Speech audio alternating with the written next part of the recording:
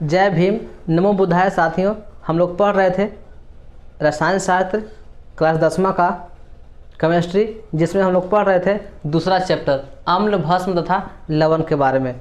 और अम्ल और भस्म के लवण से संबंधित हमने वीडियो कई को अपलोड कर चुके हैं। प्लेलिस्ट में छोटे छोटे वीडियो होंगे, ज़्यादा समय नहीं लगा, आप उसे अवश्य देख लीजिए और नोट भी कर लीजिएगा।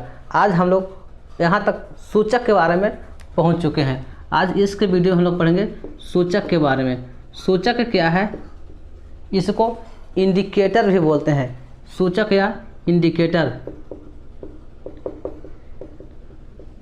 इंडिकेटर या सूचक वैसा पदार्थ जो अम्ल और क्षार से रंग परिवर्तन कर लेता है, उसे सूचक कहेंगे।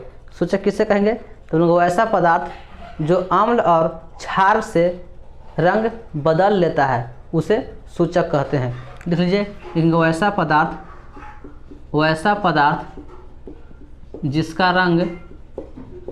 जिसका रंग अम्ल और क्षार से या अम्ल और भस्म से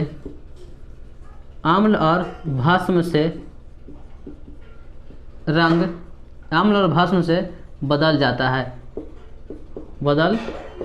है। वैसा पदार्थ जिसका रंग अम्ल और भस्म से बदल जाता है, उसे सूचक कहते हैं। ध्यान दीजिएगा, यहाँ पे भस्म बोलेंगे या क्षार भी कह सकते हैं। भस्म और क्षार में थोड़ा सा का अंतर होता है। भस्म जो जल में घुल जाता है उसको क्षार कहते हैं। जो भस्म जल में घुल जाएगा उसको क्षार कहते हैं। अब घुले या न घुले वह तो भस्म कहलाएगा ही कहलाएगा। तो यहाँ पे भस्म था क्षार भी लिख सकते हैं, ताकि जल में घुल जाएगा तो वह क्षार बन जाएगा। मतलब जल में घुल जाएगा उसको हम लोग क्षार कहते हैं, लेकिन वो रहता भस्म ही है। तो यहाँ ध्यान दीजिएगा, सूचक कहेंगे किसे? वैसा पदार्थ जिसका रंग अम्ल और भस्म से बदल जाता है, उसे सूचक कहते हैं। जैसे में लिटमस पेपर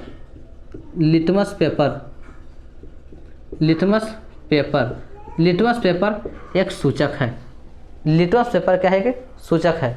यह अम्ल से और क्षार से अभिक्रिया या प्रतिक्रिया करके रंग बदल देता है।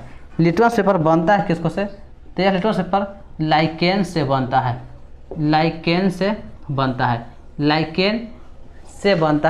लाइकेन, ध्यान दीजिएगा, लिटमस पेपर बनता है किसको से? लाइकेन से। तो लाइकेन एक थैलोफाइटा समूह में आता है। लाइकेन थैलोफाइटा समूह में आता है। और लिटमस पेपर बनता किसको से है? लाइकेन से बनाए जाते हैं। अब लिटमस पेपर करता क्या है? देखें, जैसे में लिखा था, लिटमस पेपर लाल अगर है, लिटमस पेपर का रंग लाल है, तो वह अम्ल से अभिक्रिया कर या क्षार से अभिक्रिया कर लाल को नीला हो जाता है। यदि लिटमस पेपर का रंग लाल है तो वह क्षार से अभिक्रिया करके नीला हो जाता है।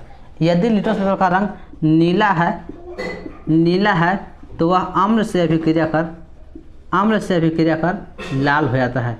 ध्यान दीजिएगा, यदि लिटमस पेपर लाल है तो क्षार से अभिक्रिया करके नीला बन जाता है। यदि लिटमस पेपर नीला है तो अम्ल से अभिक्रिया कर लाल बन जाता है। अर्थात लिटमस पेपर लाल रंग का होगा, उसमें हम लोग क्षार डालेंगे तो उसका रंग बदल के नीला हो जाएगा। यदि लिटमस पेपर नीला रंग का होगा, उसके ऊपर अम्ल डालेंगे तो वह लाल बन जाएगा। अब देखते हैं, यह लिटमस पेपर एक प्रकार का सूचक था। इसी प्रकार से सूचक को दो भागों में रखा गया है। सूचक दो प्रकार के होते हैं। एक होते हैं प्राकृतिक सूचक, दूसरा होता है कृत्रिम सूचक, जिसको बनाए जाते हैं। प्राकृतिक सूचक में किसको बोलेंगे हम लोग? जैसे अड़हुल का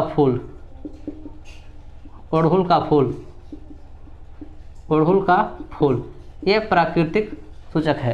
अड़हुल का फूल का पत्ता लेंगे, पंखुड़ी, और उसको क्या करेंगे? पेज पर पूरा रगड़ के बेरहमी से पीस के सुखा देंगे तो एक प्रकार का लिटमस पेपर बन जाएगा। तो ये अड़हुल का फूल हो गया। उसी प्रकार से कह सकते हैं लाल बंदा गोभी,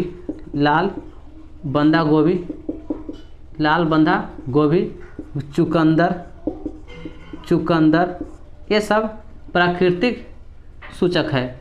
कृत्रिम सूचक में याद रखना पड़ेगा, आप लोग को दूगो, पहला याद रखना पड़ेगा methyl orange, methyl orange, methyl orange. फिर याद रखना पड़ेगा आपको